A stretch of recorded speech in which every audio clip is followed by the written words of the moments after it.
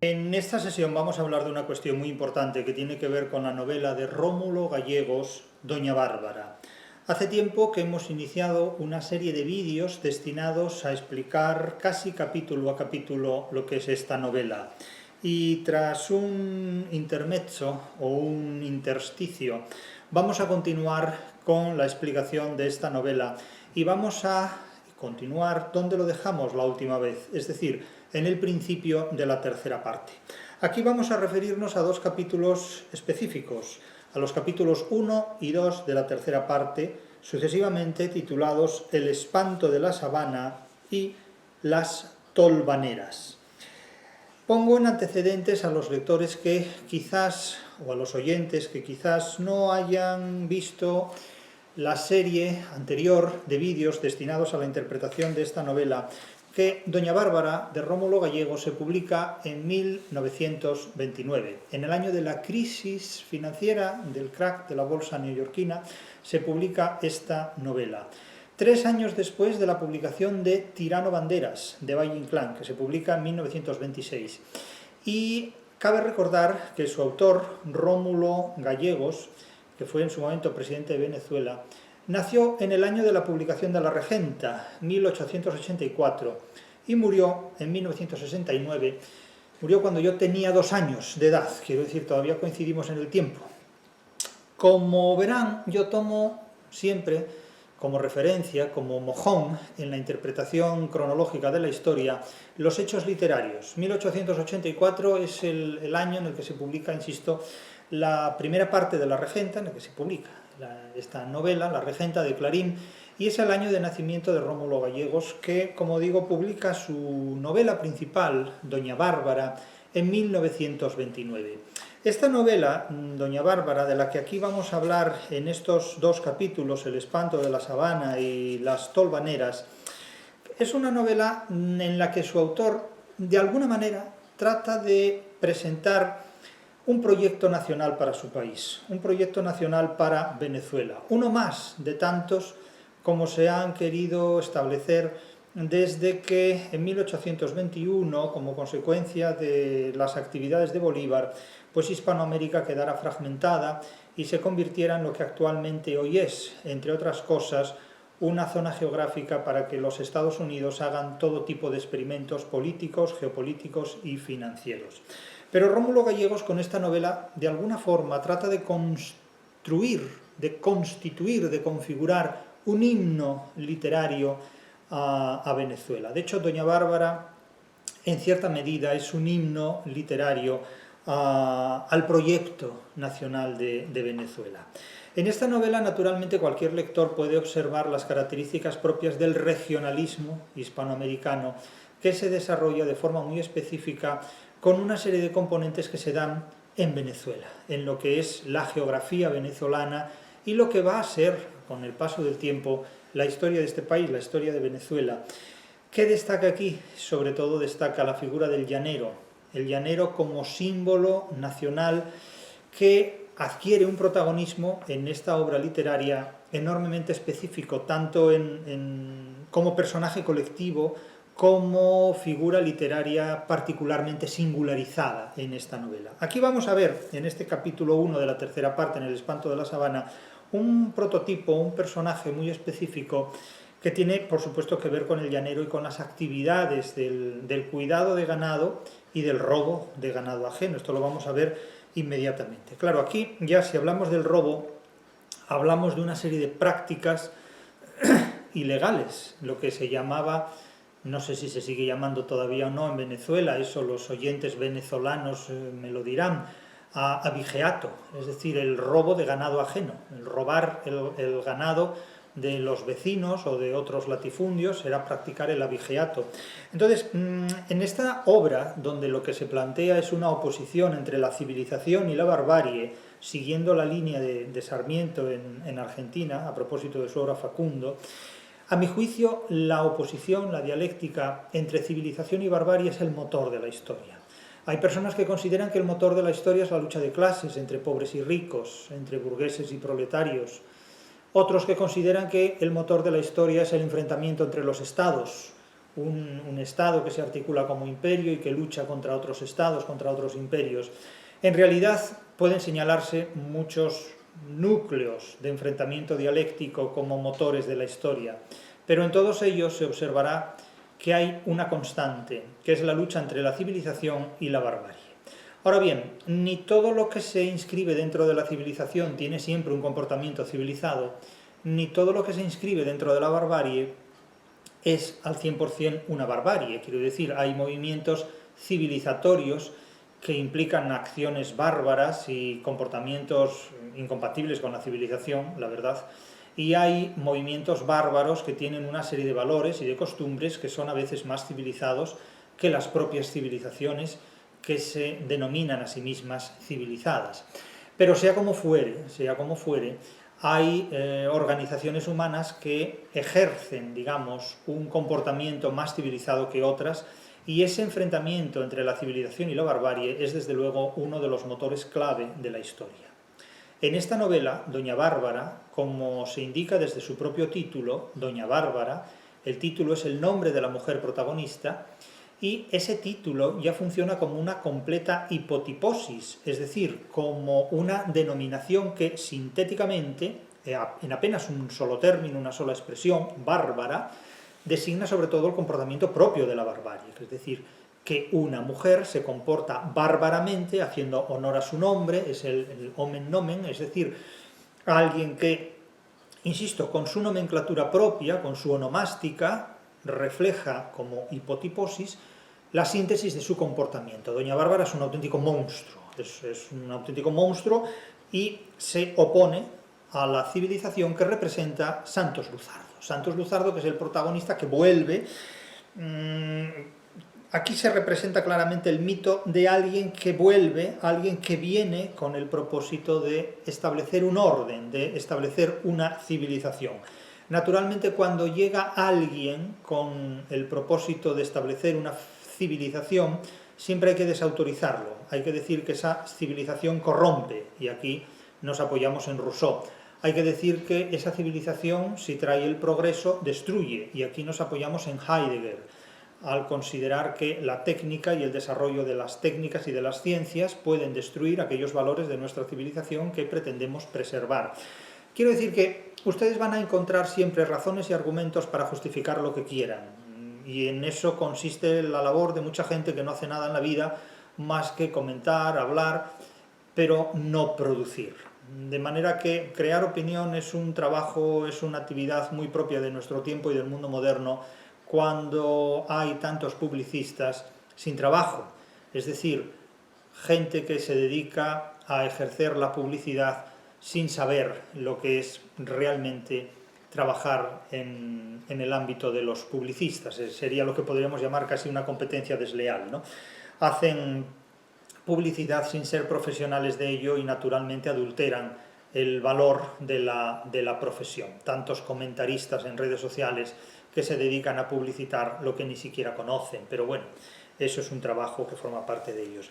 Como les digo, en estos capítulos a los que vamos a mencionar, vamos a hacer mención inmediatamente, y en los que vamos a mencionar una serie de cuestiones, otro de los temas claves de la novela es la lucha no solo entre civilización y barbarie, sino entre la naturaleza y la cultura, que es otra variante, que son dos grandes mitologías, la exaltación de la naturaleza como una auténtica metagoge, como una auténtica prosopopeya, dotar de cualidades anímicas y humanas a los elementos de la naturaleza, la sabana, la llanura, aquí adquiere el valor de un protagonista casi ciclópeo realmente y colectivo, y por otro lado la cultura como símbolo del perfeccionamiento y del humanismo. Hoy día se habla más de cultura que de humanismo porque cuando la gente oye la palabra humanista realmente no sabe lo que quiere decir. Sin embargo, si se le habla de cultura, aunque no sepa realmente lo que quiere decir, sí sabe hacia dónde tiene que dirigirse. Pero claro, si se vende humanismo, la gente queda desorientada. Si se le dice cultura, la gente se adhiere, aunque el contenido de esa cultura no tenga nada que ver con lo que esa persona tiene en la cabeza. Pero como la cultura es un producto de consumo y el humanismo no se consume fácilmente porque realmente no se sabe lo que es, explica que naturalmente la cultura sea mucho más fácilmente comerciable que cualquier cosa que tenga que ver con el humanismo. Otro de los rasgos de esta novela, sobre todo en el caso de las tolvaneras, es que, en el caso del capítulo de las tolvaneras, es que la figura que aquí ejerce el poder y representa el poder es una mujer luzbelina, es una mujer demoníaca. Yo recuerdo haber escrito un cuento que se titulaba Yo soy casi luzbelina, es uno de los cuentos que he escrito. No los cuento, los cuentos, los escribo, simplemente hay gente que no los escribe pero los cuenta. Pues bien, Doña Bárbara es una mujer satánica, realmente, demoníaca, es una mujer realmente luzbelina y sorprende precisamente por esta tendencia que tiene a convertir en maldades todos sus pensamientos y a ejecutarlos de una manera completamente maliciosa y perversa. En el primero de los capítulos que mencionaremos aquí, El espanto de la sabana, tiene que ver con estas maldades, incluso finge tener pactos diabólicos o conexiones diabólicas.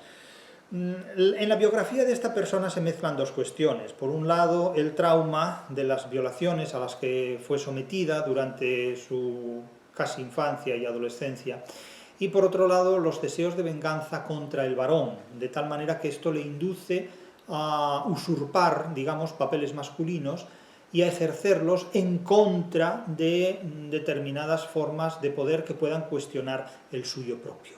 En este punto no sabemos si la novela, en cierta medida, la novela presenta la justicia como una forma corrupta de venganza.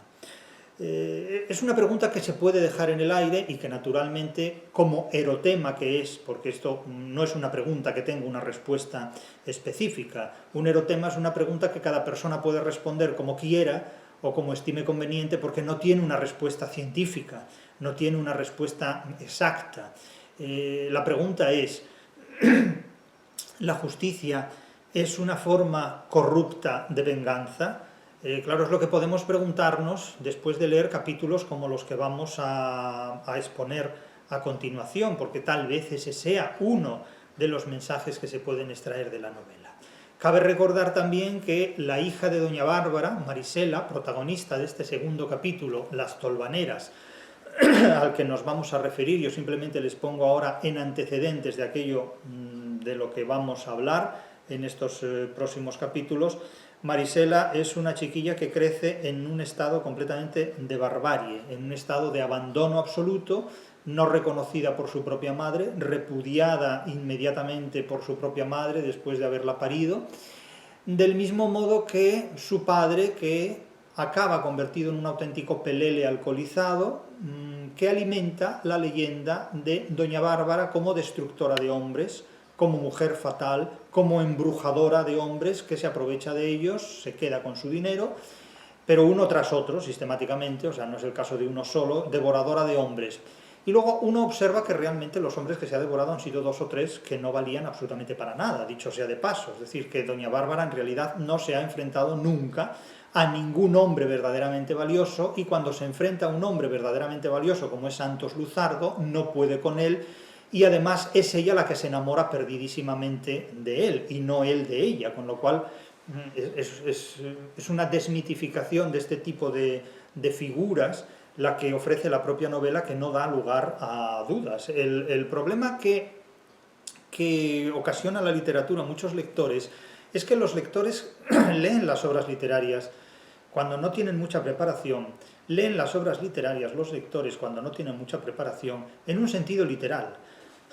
Y no se dan cuenta de que en muchos casos las obras literarias cuentan las cosas de forma muy diferente a como realmente suceden. Nunca se fíen de un narrador literario, porque una obra literaria verdaderamente inteligente es aquella que pone un narrador que les miente. El narrador de las mejores obras literarias cuenta las cosas de forma muy diferente a como las cosas realmente suceden. Esto lo hace Cervantes de una manera extrema. Los narradores de Cervantes son mentirosos sofisticadísimos, son mentirosos que podrían, gestionar grandes empresas, grandes corporaciones, grandes instituciones, porque cuentan las cosas de forma completamente diferente a como suceden y sin embargo todo el mundo los cree, hasta que naturalmente hacemos una segunda lectura y comprobamos la gravedad y la falacia en que sustentan todo lo que dicen. Esto es verdaderamente sorprendente. Y en el caso de Doña Bárbara ocurre algo muy parecido. Es decir, el narrador dice de Doña Bárbara una serie de cosas y sin embargo cuenta otras, de tal manera que no hay correspondencia entre lo que dice de Doña Bárbara, embrujadora de hombres, seductora de hombres, y lo que hace Doña Bárbara. Doña Bárbara apenas seduce a 2 o 3 hombres que no valen un pimiento, por otro lado, por lo tanto el valor de esa seducción queda reducido al mínimo, a la mínima expresión.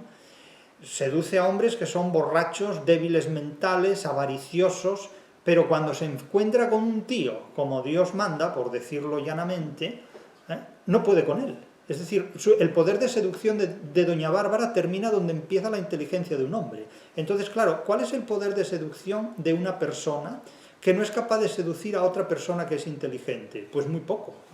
Es decir, el valor de lo que se seduce es directamente proporcional al contenido de la inteligencia seducida, pero seducir a un tonto no tiene ningún valor. Seducir a un débil mental no tiene ningún valor.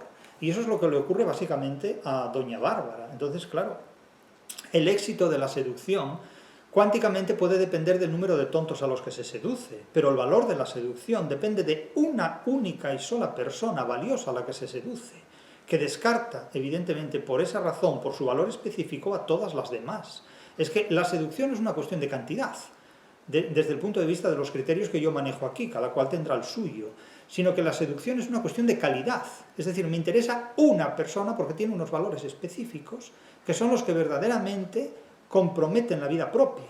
Pero no me interesan 100 personas, porque eso no tiene ningún sentido. Eso es dotar a la relación humana de un valor distributivo que lo mismo da uno que 1.000.000, porque ninguno vale nada. Este es un determinado concepto que yo les planteo aquí, pero que la novela no me permite mentir en la argumentación que plantea, en definitiva.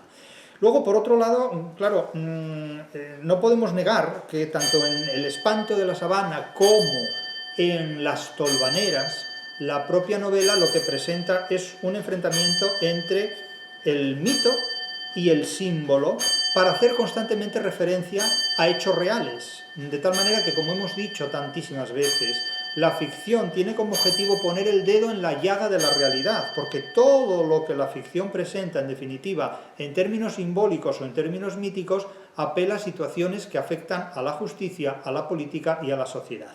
Por eso digo que cuando lean ustedes esta novela, piensen constantemente, una y otra vez, si la justicia no es una forma corrupta de venganza, o si la venganza no es una forma corrupta de justicia. Claro, todo el mundo puede aceptar que la venganza sea una forma corrupta de justicia. Eso es muy fácil de aceptar en la época en la que actualmente vivimos. Lo que resulta más difícil de ver es si la justicia realmente es una forma corrupta de venganza. Pero, ¿qué es lo que determina una sociedad bárbara o civilizada?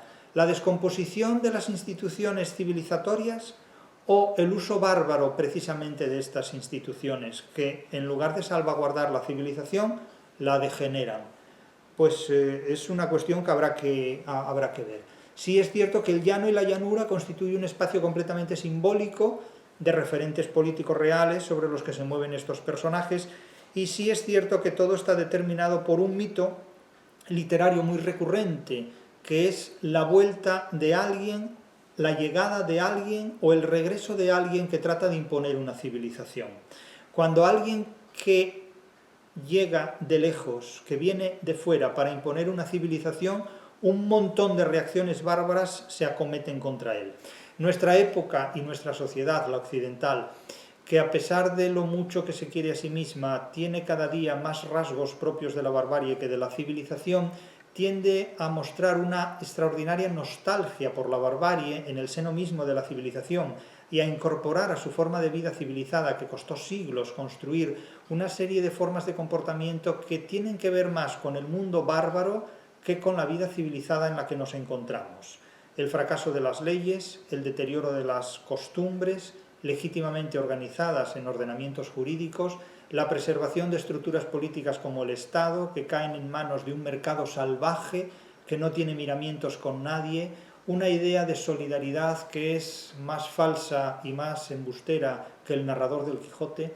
Es decir, que vivimos en una sociedad donde las apariencias de perfección y de civilización que nos rodean ocultan movimientos y desenvolvimientos que tienen más que ver con comportamientos propios de la barbarie que con un futuro que nos asegure lo que podrían considerarse grandes ideales. La paz parece que cada día es un recuerdo del pasado. Europa se prepara para las guerras, se mentaliza a gente que ha sido educada con juguetes no bélicos para prepararse en una madurez bélica, se invita a la gente a volver al servicio militar, se dispone que el ser humano se familiarice con comportamientos prebélicos y armamentísticos.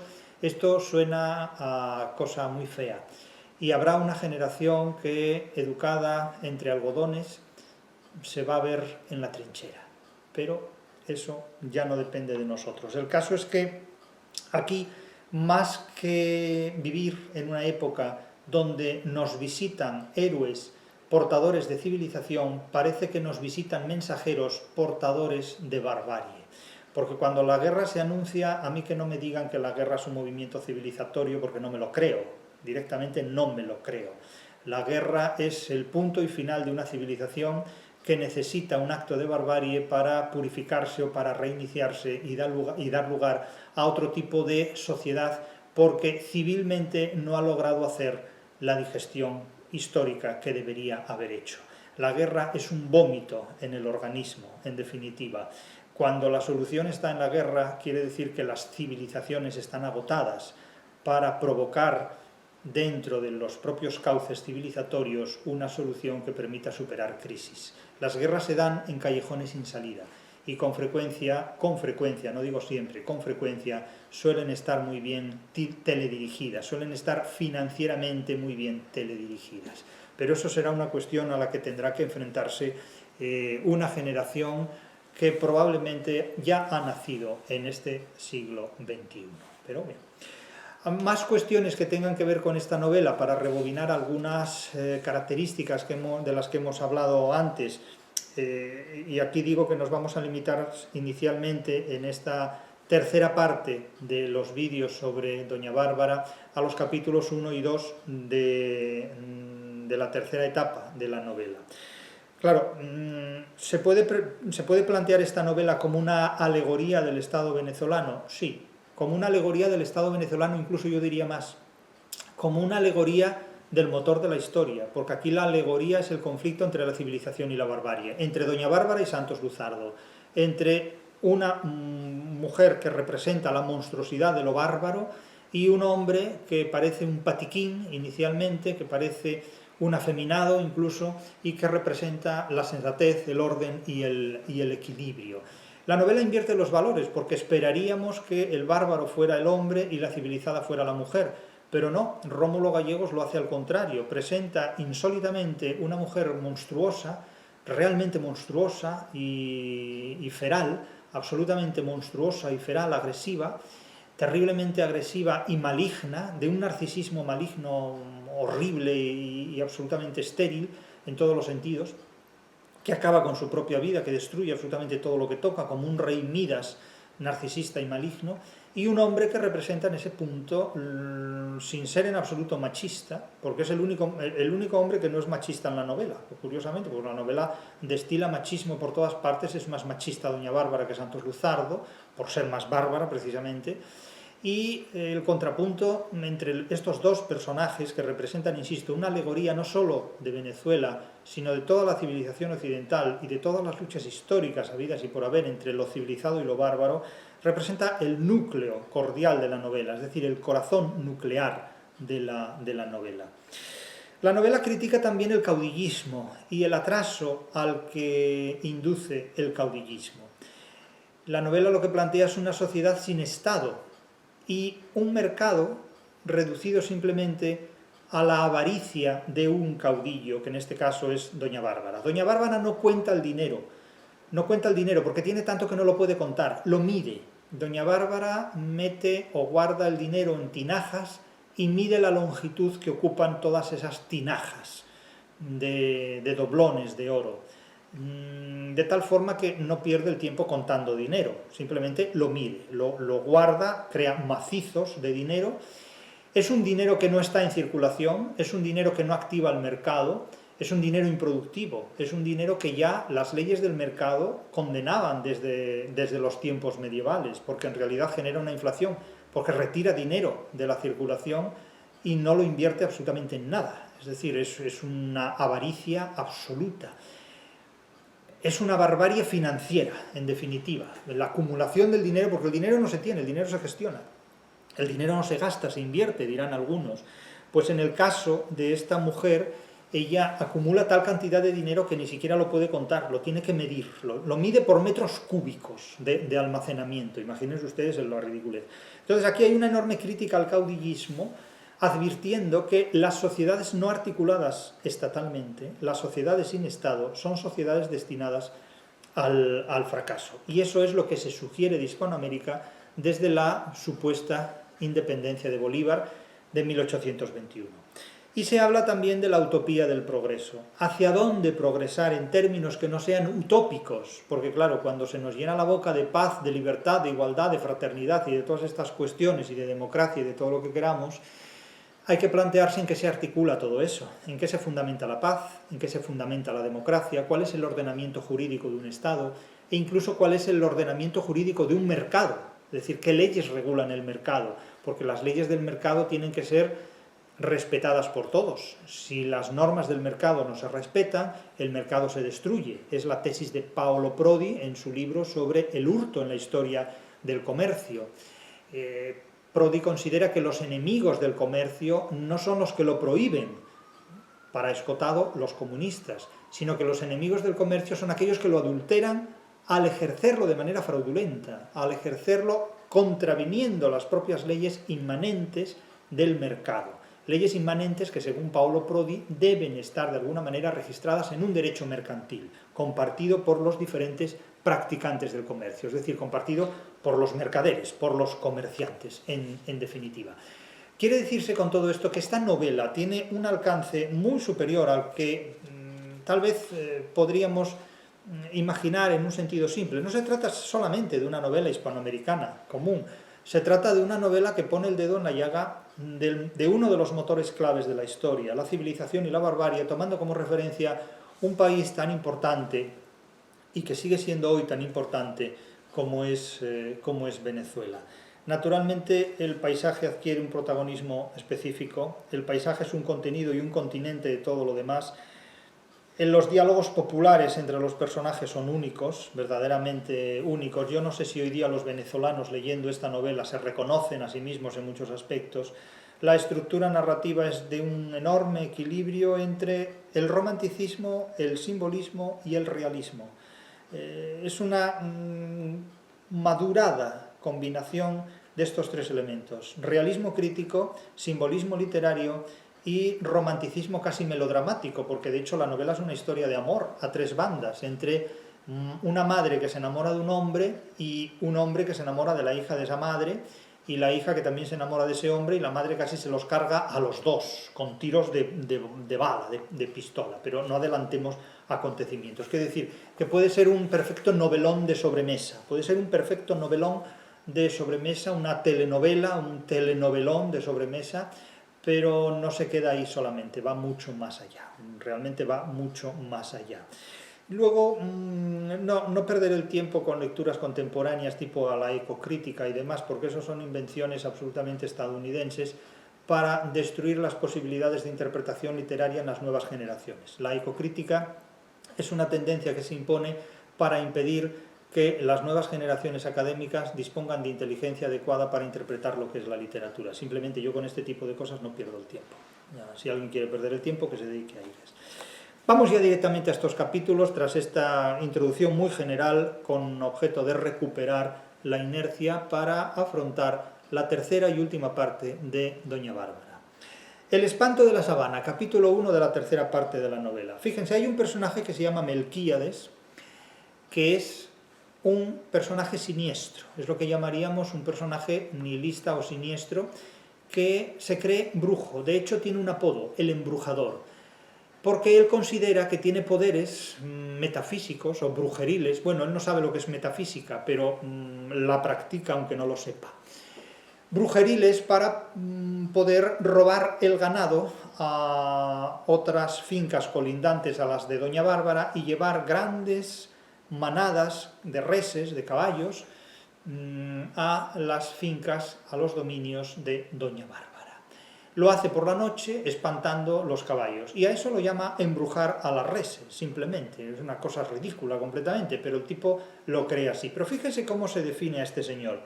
A Melquíades podían tenerlo trabajando todo el año sin paga, es decir, trabajando gratis todo el año, siempre que fuera para hacerle daño a alguien. Es decir, que si había que hacer bien a alguien, cobraba, pero si su trabajo consistía en joderle la vida a alguien, eso lo hacía gratis. Es decir, era un voluntario del mal. Hoy hay voluntarios del bien. Trabajan sin cobrar para hacer bien a la gente. Luego habría que ver hasta qué punto ese bien es a la gente o a aquellos a quienes les ahorra un trabajo remunerado. Pero esa es otra cuestión. Este tipo trabaja gratis, pero con una condición. Tiene que arruinarle la vida a alguien. Si no es para hacer daño, si no es para ejercer el mal, no trabaja gratis. Claro, es un personaje de lo más curioso que hay, ¿no? De tal manera que...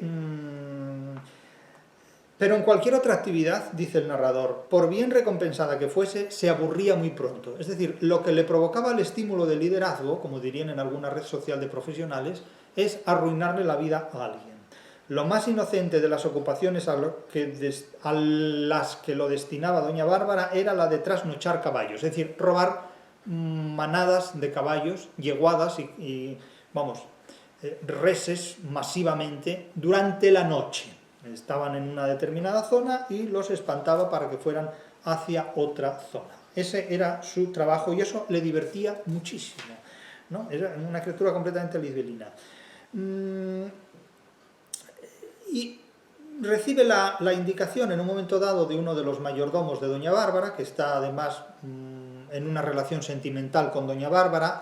Bueno, mantener una relación sentimental con doña Bárbara debe ser como mantener una relación sentimental con un alacrán, ¿eh? Pero vamos, el Balbino Paiva, que es el elemento masculino que mantiene en ese momento una relación sentimental con doña Bárbara y actúa como su mayordomo, le da una serie de indicaciones y le dice, la señora le manda decir que se prepare, le dice Balbino Paiva, mayordomo de doña Bárbara, a Melquíades, que se prepare para que salga a trabajar esta misma noche, que en la sabana de Rincón Hondo va a encontrar un buen atajo con H, es decir, conjunto de reses disponibles para el abigeato, para el hurto. ¿Y ella viene de por esos lados?, preguntó Melquíades, quien nunca recibía de buen grado órdenes que le transmitiera Balbino Paiva. Y entonces le dice el Balbino, no, pero usted sabe que ella no necesita ver las cosas con los ojos para saber dónde están, apelando a que doña Bárbara tiene algo así como tratos con el demonio y tiene un poder brujeril que le permite conocer las cosas sin necesidad de verlas directamente. Pero el propio narrador desmiente todos estos hechos y declara que el propio Melquíades él mismo había visto hacía poco el atajo al que se refería Balbino Paiva, pero dio aquella explicación porque así procedían siempre los mayordomos de doña Bárbara, a fin de que no decayese un momento en el ánimo los servidores la creencia de sus facultades de bruja. Pero en materia de brujería, prosigue, a Melquíades no podían engañarlo, no podían irle con cuentos, porque él conocía la historia. Es decir, que la propia novela que genera, que pone en circulación la brujería como recurso interpretativo de la realidad, la propia novela la desmiente y la desautoriza, porque todos fingen creer y practicar la brujería y todos saben que eso es falso. Es decir, esto es una sociedad como la nuestra. Se ponen en circulación una serie de valores, todo el mundo sabe que esos valores son falsos, pero todo el mundo los acepta para seguir funcionando y circulando dentro de esos itinerarios, dentro de esas formas de convivencia. Es decir, todo el mundo habla de la libertad, de la igualdad y de la solidaridad, todo el mundo sabe que eso es falso, pero todo el mundo finge cumplir con ello, porque de esa manera, de alguna manera, de muchas maneras, se sienten preservados. De esa forma se sienten preservados de muchas formas. Es una forma multivalente. Es una forma que las permite todas, que permite la práctica de todas las demás. Bien, a eso se llama cinismo, sin más, sin mayor problema.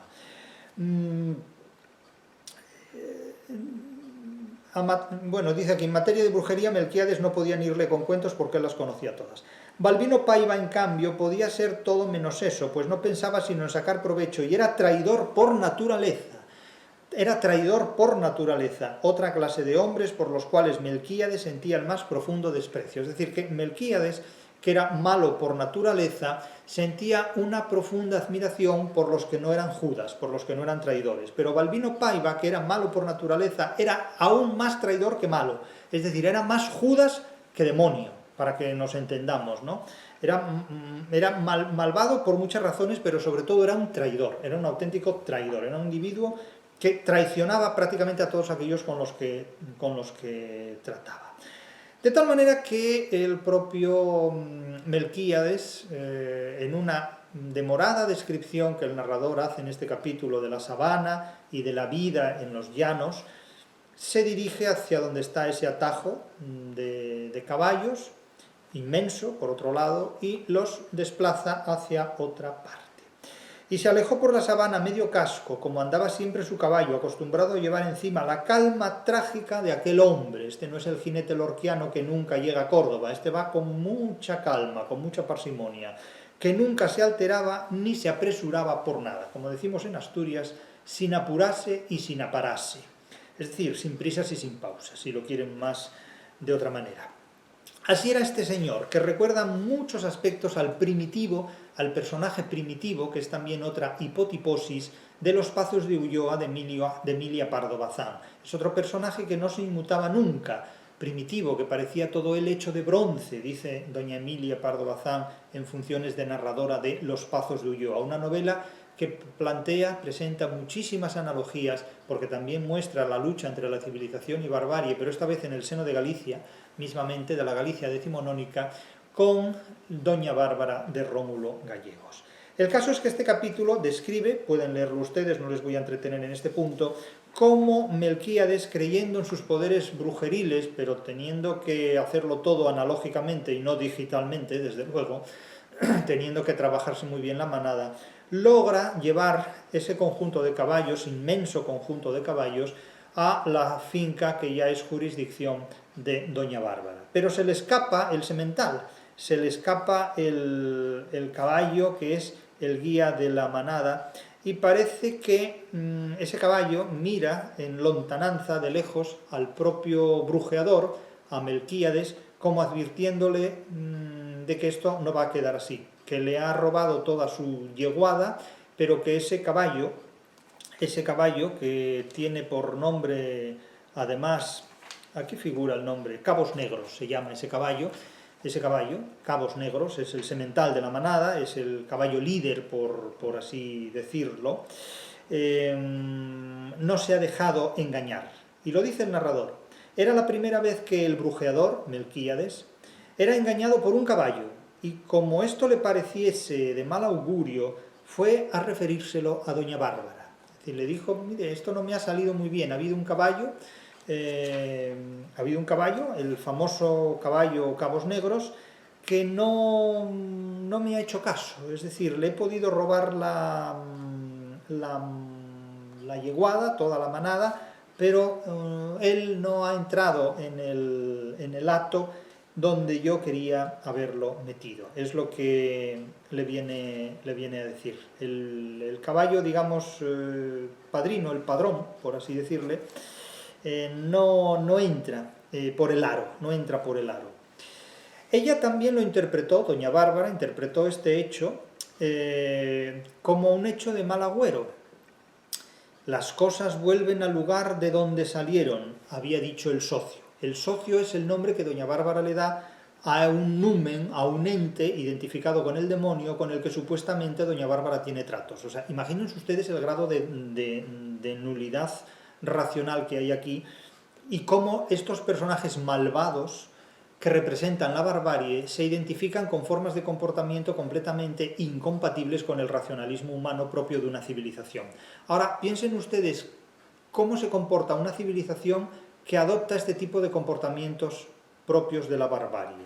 Porque nuestra civilización actual ve con mucha simpatía este tipo de comportamientos propios de lo que en una novela como Doña Bárbara, Rómulo Gallegos califica de barbarie. Entonces la pregunta es, ¿Estamos en una sociedad actual como la nuestra más próximos a la barbarie de lo que denuncia el propio Rómulo Gallegos en una novela como Doña Bárbara en 1929? Esa pregunta pueden respondérsela ustedes. Sin embargo, doña Bárbara, encolerizada, replica: «Usted también, Melquíades, que el atajo se le revolvió sin que se diera cuenta. ¿Cómo se conoce que en Altamira está ahora un hombre», esto lo dice por Santos Luzardo, «que no le teme a los espantos de la sabana?» Los espantos de la sabana son los que doña Bárbara y el brujeador generan. Y se han encontrado con un tipo, que es Santos Luzardo, que representa, insisto, a la civilización, que no se arredra ante los espantos de la sabana. Cuando usted se quiera convencer de que Melquíades, le dice el propio Melquíades, Gamarra, no le tiene miedo a otro hombre, no tiene sino que decirle a Melquíades: «Tráigamelo vivo o muerto». Y le volvió la espalda. Doña Bárbara se quedó pensativa, como si tratara de hacerle sitio a un nuevo designio dentro de sus tempestuosos sentimientos. Pero doña Bárbara no quiere a Santos Luzardo muerto, doña Bárbara quiere a Santos Luzardo vivo y coleando, y perdón por lo de coleando, pero ustedes me entienden. Quiere a Santos Luzardo vivo, vamos a dejarlo así. Coleando también, pero vamos a dejarlo en vivo. ¿Y qué ocurre en este capítulo 2, al que vamos a referirnos aquí también, a las tolvaneras? Pues en este capítulo 2 se presenta como título las tolvaneras, pero no en el sentido de ser un torbellino físico. Una tolvanera es un torbellino físico, es una polvareda, es un polvazal, en definitiva, es una tormenta casi de arena, podríamos decir. Aquí se apela a las tolvaneras en un sentido psicológico. Hay una tormenta psicológica que amenaza la mente de la madre y de la hija, de doña Bárbara, porque está enamorada de Santos Luzardo, y de la hija, porque también está enamorada de Santos Luzardo y no se atreve, siente vértigo a continuar con esa relación. Claro, la magia, después de la bofetada que acaba de llevar en el capítulo anterior, la magia es como la inteligencia artificial, si me permiten esta comparación.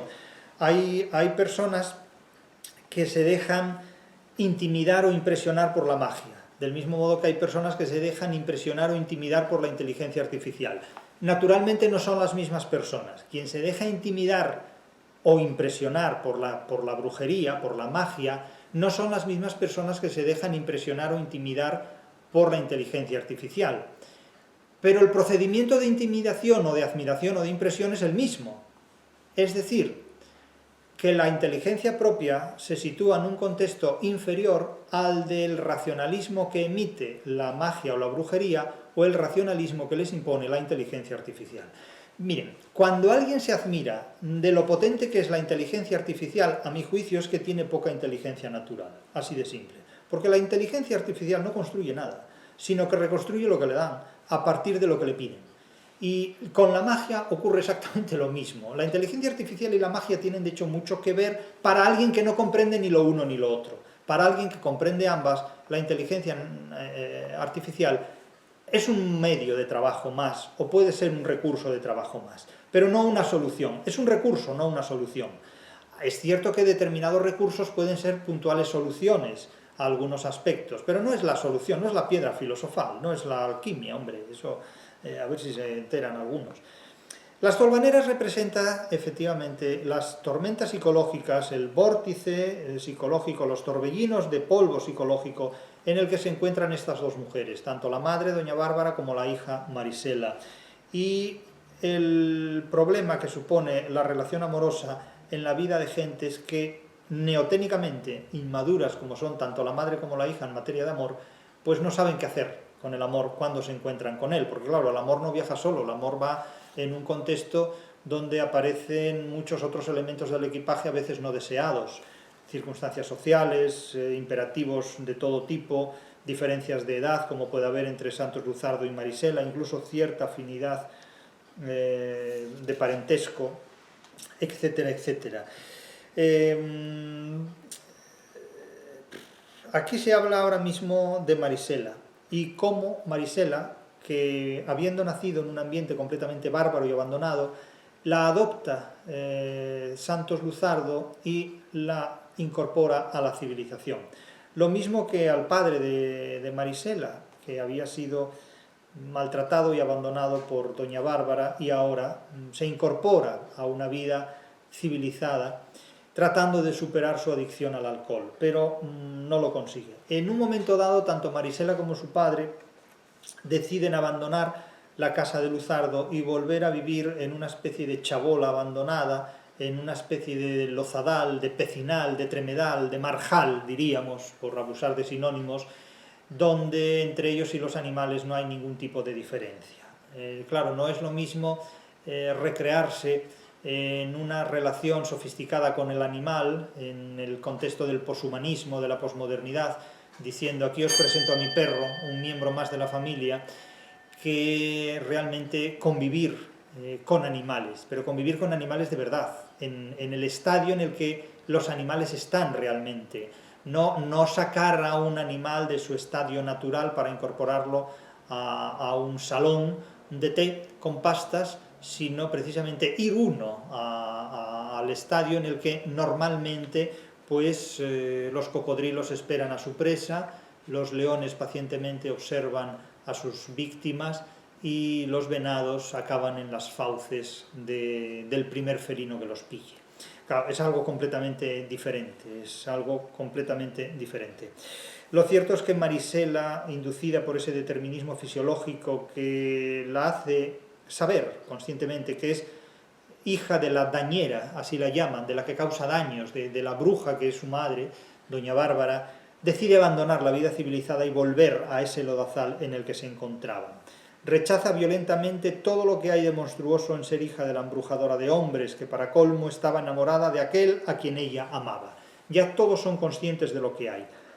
Marisela sabe que su madre está enamorada del mismo hombre del cual ella también está enamorada, con lo cual aquí tenemos un conflicto muy de telenovela, muy melodramático completamente, muy de melodrama. Esto es un conflicto típicamente melodramático, amores imposibles de melodrama posromántico incluso, es un kitsch completo. El caso es que Marisela se va, aprovechando que Santos Luzardo sale, tiene una estancia fuera, Marisela se va, se lleva con ella a su padre y abandonan la vida civilizada. En ese punto, en ese momento, irrumpe una comitiva de individuos que anuncian la muerte de uno de los asistentes, de uno de los mayordomos, de los gamonales, por así decirlo, de los que trabajan en la hacienda de Santos Luzardo, que es Carmelito. Lo han matado. Carmelito llevaba unas pruebas judiciales y lo han matado. De tal manera que los mensajeros que traen esa noticia le dicen: por allá no se sabe que el difunto fuera acompañado ni que llevara nada de robar. Allá se cree que fue un mal que le dio en medio de la sabana. Pero si ustedes dicen que el difunto llevaba cosas de robar, se lo comunicaremos al general, porque entonces habrá que hacer averiguaciones. Y claro, Santos Luzardo se dice: o sea, que todavía no han hecho ninguna averiguación. Ya le digo que allá se cree, sí, no continúe, le dice Luzardo. Allá se cree siempre todo lo que contribuya a que el crimen se quede impune. Claro, estas palabras resuenan mucho más allá de Venezuela y mucho más allá de cualquier época. Allá, ¿dónde es allá?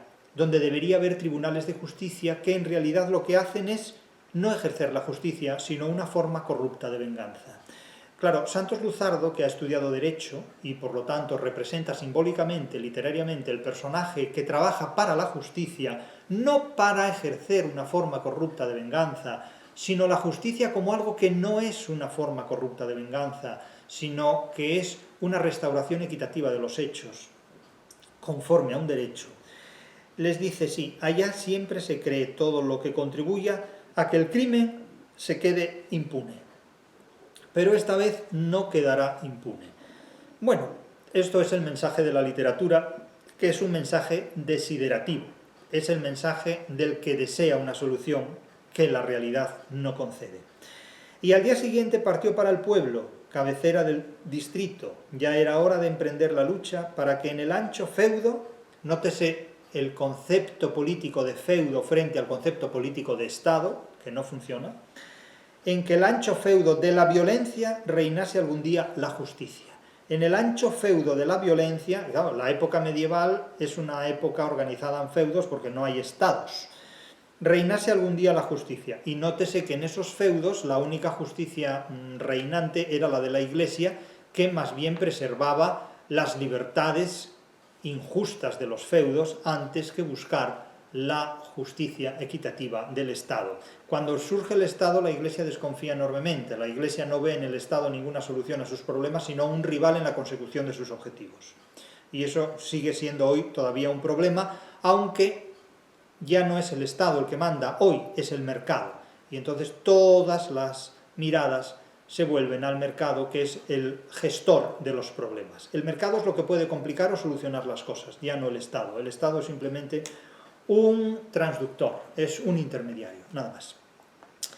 Lorenzo Barquero, que es el padre de Marisela, acogió la idea de huir de la civilización con una decisión delirante. Ya era tiempo de ponerle fin a aquella mentira de su regeneración moral. Es decir, el bárbaro no confía en la civilización, no considera que la civilización sea una solución de nada. Para el bárbaro la solución es preservar en la barbarie. Su vida estaba irremediablemente destruida. Allá en el rancho del Palmar volvería a entregarse a la borrachera. Allí estaba el tremedal que debía tragárselo, es decir, el marjal, el terreno pantanoso, el terreno palustre, que de alguna manera debe poner fin a su vida. Padre e hija cabalgaban rumbo al Palmar de la Chusmita, es decir, su finca, que era un auténtico estercolero. Me haré cargo de que todo esto ha sido un sueño. Piensen, por ejemplo, en el título de la obra de Calderón de la Barca, que es intertextualidad de lo que aquí hay. Me haré cargo de que todo esto ha sido un sueño. El propio Segismundo sueña que ha sido rey en un momento dado cuando fingidamente lo convierten en monarca para ver cuál sería su dotación, sus dotes como gobernante, sus dotes de mandatario. Realmente aquello es un fracaso y lo vuelven a la mazmorra, de tal manera que soñaba que en otro estado más lisonjero me vi, dice el propio Segismundo. De tal manera que estos piensan que su visita a la civilización ha sido un sueño y que su estadio natural es la barbarie. Como Segismundo piensa que haber soñado que fue rey fue una imaginación, fue un sueño, y que su estadio real, su estadio verdadero, es la barbarie y la mazmorra en la que se encuentra. Pero lo cierto es, como el propio mensaje de Calderón de la Barca expresa, que la vida no es un sueño, que la vida no es solo barbarie, la vida puede ser civilización, y la civilización es un logro que requiere mucho esfuerzo y que no asegura su eternidad. La civilización no es eviterna, la civilización aparece y desaparece como el Guadiana, aparece y desaparece como la democracia. La democracia no es eterna, llega un momento en que la democracia también flaquea, también cae, porque sus enemigos son mucho más poderosos. Y llega un momento en el que la civilización, como la democracia y como el Guadiana, aparecen y desaparecen a lo largo de la historia. ¿Qué nos queda después? Pues nos queda otra tesitura, otra posibilidad. En este momento nadie se atreve a pulsar ninguna cuerda, ninguna tecla que vaya más allá de la democracia, porque no sabemos lo que hay más allá de la democracia. Es una nebulosa que está por venir, pero está sobre todo por construir. Aunque a mi juicio creo que ya está construida y la ha construido el mercado. Un mercado sin Estado, un mercado sin alternativa, porque el mundo de la segunda mitad del siglo XXI ya será un mundo sin Estado, gestionado casi exclusivamente por el mercado o por el poder que los diferentes mercaderes, los grandes magnates del comercio, tengan entre sí. Las instituciones se quedarán simplemente como reguladoras de un derecho mercantil, de un derecho internacional, público o privado, más privado que público, y eso será lo que lo condicione todo. Ahora, esta novela siempre nos dice muchas cosas. La novela tiene un contenido parenético muy fuerte. Bien, se dijo Marisela, ahora a recoger chamizas como antes, el que nació para triste, ni que le canten canciones. Es decir, que el que es triste será triste siempre. Es como decir que el que nace lechón muere cochino. Eso es considerar que el ser humano está determinado por un punto genético que estructuralmente nunca se supera. Eso es como aquel científico que nos decía que todo estaba ya escrito y que no había libertad. Bueno, si todo está escrito y no hay libertad, entonces ¿para qué sirve la democracia? Claro, es que hay gente que está empeñada en que nadie sea libre, en que nadie ejerza su libertad y en que nadie luche por sus derechos ni por sus libertades. Si la libertad es una ficción y es una creación del cerebro, entonces el derecho también es una ficción, porque nadie puede apelar al derecho para mejorar sus condiciones genéticas. Nadie puede apelar al derecho como una estructura que le permite liberarse de sus condicionamientos nativos. Es decir, que si alguien nace sordo, pues no tiene libertad para poder escuchar alguna vez. Si alguien nace invidente, no tiene libertad para poder someterse a operaciones que le permitan recuperar la vista. Si alguien nace con un problema físico, es como si no tuviera libertad para superar ese problema físico. Eso es inadmisible completamente. Es decir, si alguien nace pobre, es como si no tuviera libertad para superar la pobreza. Esto es completamente inadmisible. De tal manera que asumir este imperativo, el que nació para triste, ni que le canten canciones, porque nunca superará la tristeza, el que nació para pobre, ni que le den trabajo, porque nunca superará la pobreza. Bueno, el trabajo que se dé hoy, precario como es, hace que la gente trabaje durante décadas, 4 o 5 décadas en su vida, para seguir siendo igual de pobre que era, porque ni se puede pagar un piso, ni un coche, ni a veces alquilar una vivienda, ni siquiera alquilar una habitación. Entonces, ese es el mundo que se construye para nosotros en el siglo XXI. ¿Dónde está la mejora? ¿Cuáles son las condiciones que ofrece la civilización? ¿Cuáles son las diferencias entre la barbarie? Al menos en la barbarie la gente cultivaba los campos y comía productos naturales, en definitiva. Y no la pseudoalimentación que hoy se vende y se nos publicita con tantas alegrías o penurias. Las necesidades del momento, dice, y las preocupaciones por el porvenir le habían complicado la vida. De ahí que el capítulo se titule Las tolvaneras. En definitiva, abandona la casa de Santos Luzardo y vuelven al estado de la barbarie. Ánimo no le faltaba, pero la dicha, cuando se va, nunca vuelve en su versión original. Entonces, lo primero que se encuentra Marisela es que las condiciones de supervivencia en la barbarie ya no son las mismas antes que después de haber pasado por la civilización. Sobrevivir en aquellas condiciones ya era particularmente duro. Y en un momento dado, acuciada por esa situación, decide pedir auxilio a su madre y pedirle a su madre lo que el derecho legítimamente está obligada a concederle, que es la parte correspondiente de su herencia. Pero el padre, Lorenzo Barquero, le dice que no tiene ningún derecho al que poder reclamar y en el que ampararse, porque su madre no la reconoció nunca. No hay ningún documento que acredite que ella es hija de su madre. Entonces dice, papá, tengo derecho a reclamarle a mi madre que mire por mí, que me atienda, y el padre dice que no. Mientras ella entierra botijuelas de onzas de oro, nosotros no tenemos de qué comer. Pero claro, aquí la chiquilla lo que plantea es un parasitismo, es decir, que me mantenga mi madre. Tía, pero si vivías en una casa en la que te ofrecían una posición donde a cambio de hacer una serie de trabajos tú te ganabas la vida. Y claro, es que renuncia a la civilización a cambio de una barbarie subvencionada por el parasitismo de una avariciosa, dañera y embrujadora como es la madre que la parió, que tan mala suerte tuvo la pobre chiquilla. Y entonces, claro, dice, no, es que tú no tienes nada que acredite que eres hija de tu madre. ¿Quieres decir que ni siquiera tengo el derecho de probar que soy hija de la dañera? No, ni siquiera. El padre se quedó mirándola largo rato, luego balbuceó, ni siquiera. Entonces, fíjense el desenlace de este capítulo y cómo aquí volvemos a un episodio comparable al de la fiesta del chivo de Mario Vargas Llosa, que no por casualidad también sale de Hispanoamérica. En un momento dado se plantea que Lorenzo Barquero, el padre de Marisela, pueda ofrecer su hija como carne de cañón sexual a un fulano que se llama Mr. Danger, de tal manera que le pueda entregar a Marisela como un producto sexual a cambio de que Mr. Danger siga proporcionándole alcohol y una mínima subsistencia vital a Barquero, a Lorenzo Barquero. Claro, el mismo planteamiento que se da en la fiesta del chivo cuando Agustín Cabral, para recuperar su reputación ante Rafael Leónidas Trujillo Molina, el dictador de República Dominicana, piensa en ofrecerle a su hija Urania Cabral como golosina sexual. Claro, esto es algo completamente deplorable. Es decir, ofrecer a la propia hija como botín sexual para mantener determinados privilegios o para mantener formas de vida miserables, por otro lado, es un recurso que ya he visto en 2 novelas hispanoamericanas, Doña Bárbara, de Rómulo Gallegos, y La fiesta del chivo, de Vargas Llosa. Claro, y alguien me dirá, ha visto usted muy poco, ya me ha sido suficiente. Créanme que a pesar de esto poco que yo he visto, ya me ha sido más que suficiente.